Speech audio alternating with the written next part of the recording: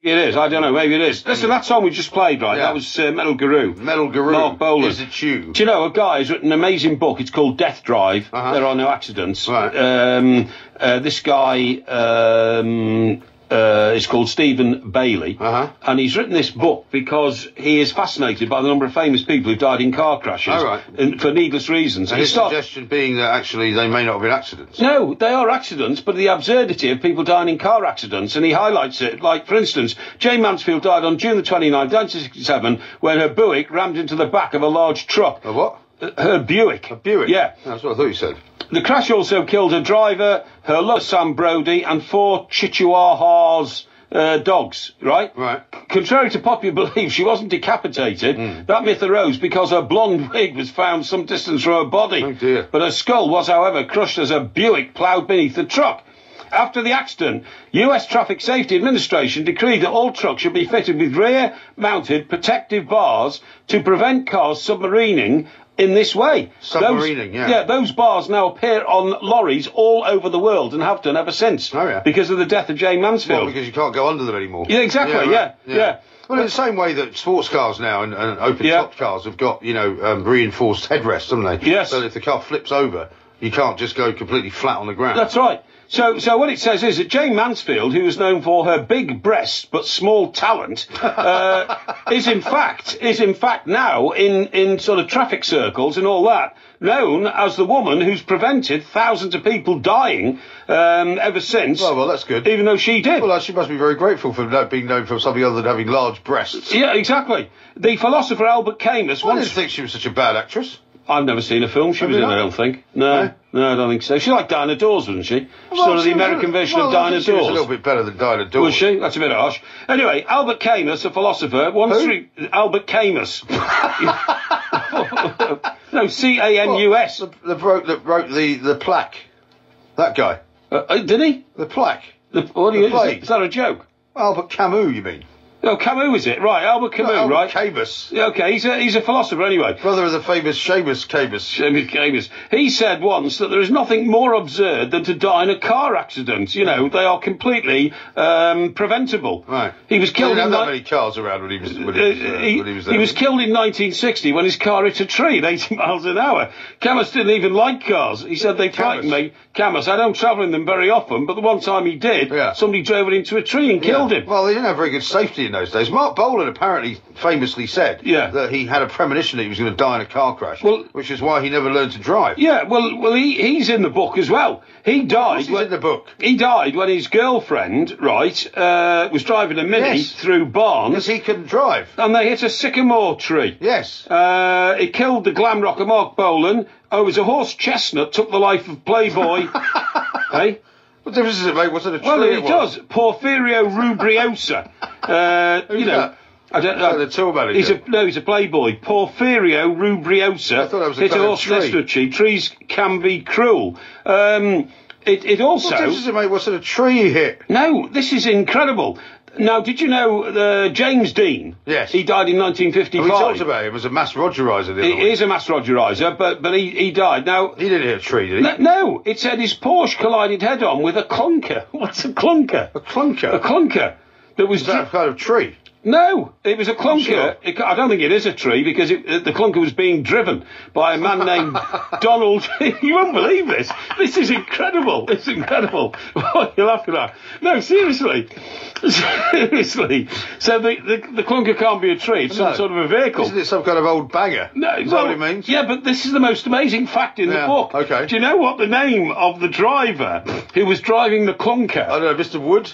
No. The name of the driver who was driving the clunker, which collided with James Dean's car, therefore killing James Dean, the driver's name was Donald Turn Up Speed. No, it was not. It was. Absolute rubbish. It was. His name was Turn Up Speed. Turn Up Speed. Rubbish. His name was Donald Turn Up Speed. Turnuppsed. That was his name. So, not spelt any differently from 3 words being put together? No. His name was Donald Turn Up Speed. Rubbish. And he was the driver. No, it's not. I don't believe it. It's not. It's not. Has he got Princess Diana in there?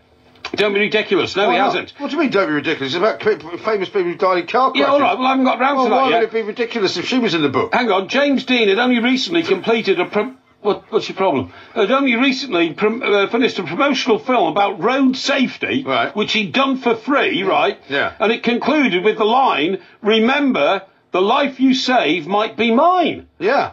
Well, he should have been... But then he got killed in a car crash. The bloke in the clunker, shouldn't he? In truth, no one could save Dean from his own dangerous driving, yet the banal Mr. Turn-Up Speed survived the crash. Sure it's not Turn-Up Seed? No, it's Turn-Up... Oh, Turn-Up Seed it is. Sorry, yeah, Turn-Up Seed.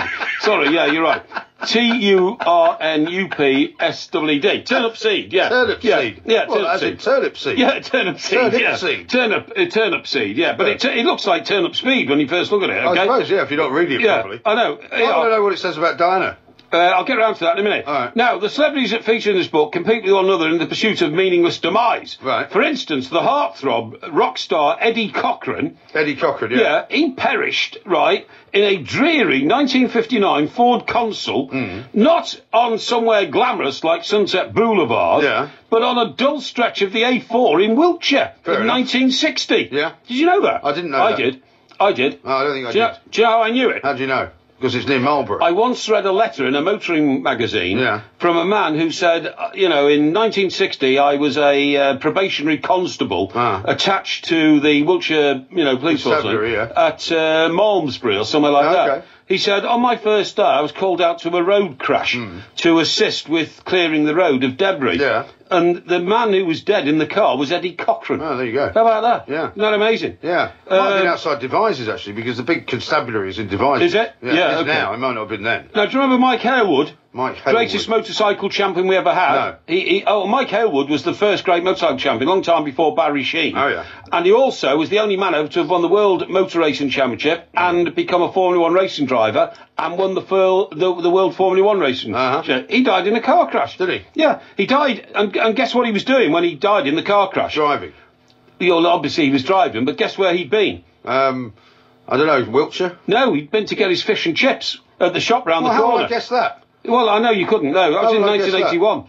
Yeah. Well, he was probably going too quick. Oh, no, hang on. Sorry, that's wrong. No, sorry. Mike Harewood, his Jaguar hit a tree. Right. The Jaguar hit a tree. What sort of tree? I don't know what sort of tree that was. But trees do figure prominently in this book. Dear God. Yeah, ash trees, sycamore trees. I mean, it's amazing the number of people who Giant redwoods. Giant redwoods. Yeah. Everybody crash into one of them. What does it say about Princess Diana? I haven't got down there yet. I haven't read that far into it. All right. Hang on. Here we go. The socialite and heir to the Guinness fortune, Tara Brown. Right, that was a bloke. Was it? Yeah. Tara was a woman's name. No, it's this guy was a bloke. All right. And what happened to him? He'd probably be forgotten today if not for the Beatles song "A Day in the Life."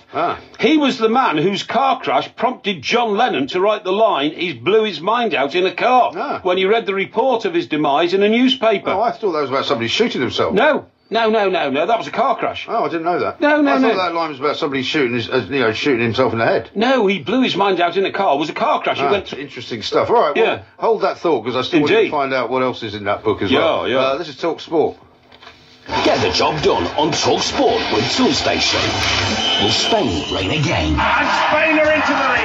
France in with a chance. Car crashes. Yeah, well, that's right. Here's one from Alan in Bristol, right? Texted into 81089. A passenger who survived in James Dean's car himself died in a car crash in Germany a few years later. Is that right? And terrible. One from somebody who doesn't give a name. Porky's talking tripe again. The only man to be world motorbike champ and world Formula 1 champ is John Surtees. John Surtees, that's the one. Uninformed. But Mike Harewood was very good. Well, I'm sure he was. He was, yeah. But he wasn't so good at his going back to the fish and chip shop. No, he wasn't. No, he was actually bringing his fish and chips back. Maybe he was had it on his lap. But I've confirmed that now. Remember as well that in those days, in many of these car crashes that you're talking about, the road safety techniques were ridiculous. I mean, there were no seat belts. Cars were very powerful and fast. You know what it says? And the roads themselves were probably not even very well put together. Do you know what it says here? You're absolutely true. The problem was people like James Dean in those days. There were photographers following around all the time, much as they do now. Yeah. But if they got a picture of James Dean, it was so worldwide famous on the front page of every paper and all that kind of stuff. Yeah. So it says consequently, people like James Dean would never be seen fastening their seatbelt, checking their mirrors. Well, a lot of them didn't have seatbelts. Yeah, well, exactly, or in any way trying. Cars were still very glamorous in those days because there weren't a lot of them about, as you quite rightly say. Yeah, exactly. So the last thing you were going to do was, sort of wrap yourself up in a seatbelt and check that the petrol levels are all right. People just got in the cars and drove. Yeah, exactly. Now, a couple of people are saying that where Eddie Cochran died was a place called Rowden Hill in Chippenham. Oh, right, there you Basil go. de Montague says that, and also somebody on Martin says that as well. Yeah. It was definitely on Bath Road in Chippenham, somewhere near there anyway. And Ed says you might want to check the facts on this. I'm not quite sure why he would send a tweet in and say this might not be right. Go on. But it might not be. He says the story he's heard is a policeman who found Eddie Cochran ended up taking his guitar, learning it, and playing with someone like Hank Marvin. It was true. Is that true? Funny enough, I read this letter years ago, and I thought how interesting. He did. I think he took the guitar out of the boot of the car, believe it or not, took it back to the police station, started twanging around on it, and did end up playing in a group. Really? Yeah, it was. But not the Shadows, though. I think he might have been. Really? I think he might have been in the Shadows for a while. Yeah, I think that was the story. It was a remarkable story. Yeah. What about this for the most tragic one ever? Isadora Duncan. Yeah. She got throttled by the scarf, didn't she? You're absolutely right. Yeah. Did you know that? Isadora Duncan died in 1927 when a long silk scarf caught in the spokes of an Amilcar CGSS, one of the most glamorous models on the road at the time, instantly strangling her. The car and scarf were the height of fashion. Affectations can be dangerous. Yeah. Gertrude Stein remarked after the crash. Yeah, I'll tell you why I knew that, because my mother at one point in her life had an open top MG midget. Right, yeah. And she used to quite often wear a scarf. I see. And my father would always say to her, if she set off, make sure you don't do an Isadora Duncan. That's right, on your way down to Harrods. Yeah.